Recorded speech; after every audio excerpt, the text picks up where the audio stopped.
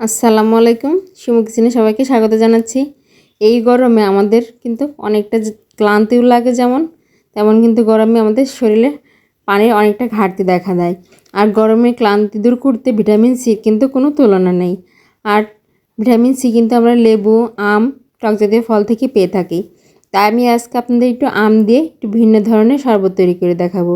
এটা হচ্ছে পোড়া আমের শরবত। চলুন আমরা শরবতটি তৈরি করে নিই। আর এটা তৈরি করা অনেক সহজ। এই জন্য আমাদের লাগছে একটা আম।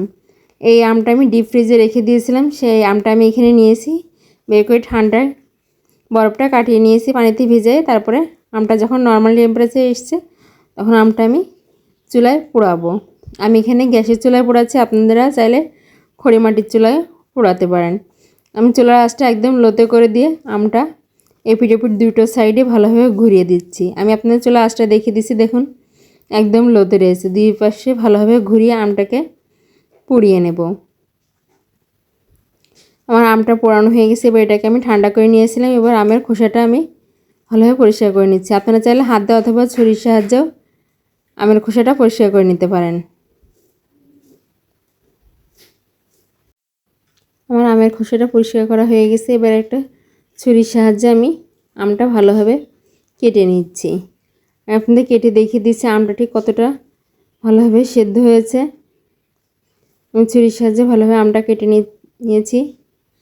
দেখুন হাত দিয়ে চাপ দিলে কিন্তু একদম নরম হয়ে গেছে, তার মানে আমার আমটা কিন্তু পারফেক্টভাবে সেদ্ধ হয়েছে। আমগুলো আমি ভালোভাবে ছোটো ছোটো করে কিউব করে কেটে নিয়েছি। এবার একটা ব্লেন্ডার জারের মধ্যে কেটে রাখা আমের টুকরোগুলো দিয়ে দিচ্ছি। এরপরে দিয়ে দিচ্ছি ধনেপাতা কুচি, তারপরে দিয়ে দিচ্ছি 2টা কাঁচামরিচ।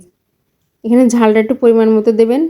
আর দিয়ে দিচ্ছি একটা লেবুর রস, দিয়ে দিচ্ছি হাফ কাপ চিনি, আর দিয়ে দিচ্ছি লেবুর খোসা। আমি এখানে লেবুর যে উপরের সবুজ অংশ শুধু সেটাই নিয়েছি, আমি নিচে সাদা অংশটা কিন্তু নিই। এটা দিলে শরবতের টেস্টটা খুব সুন্দর আসে এবং সুন্দর একটা ফ্লেভার পাওয়া যায়। আর দিয়ে দিচ্ছি বিট লবণ, আর দিয়ে দিচ্ছি হাফ চা চামচ খাবার রেগুলার লবণ। এবার এর মধ্যে দিয়ে দিচ্ছি আইস কিউব।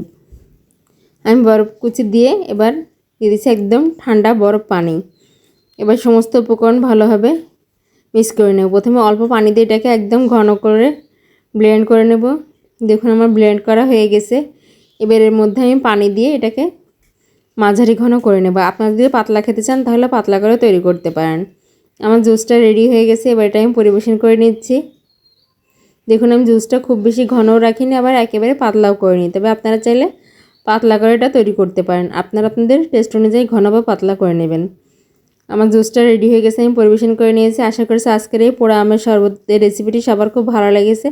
আর ভালো লাগলে প্লিজ আমার চ্যানেলটি সাবস্ক্রাইব করবেন। আর যারা এই ভিডিওটি আমার ফেসবুক পেজে দেখছেন, প্লিজ আমার পেজটি লাইক এবং ফলো দিয়ে আমার পাশে থাকবেন। ধন্যবাদ।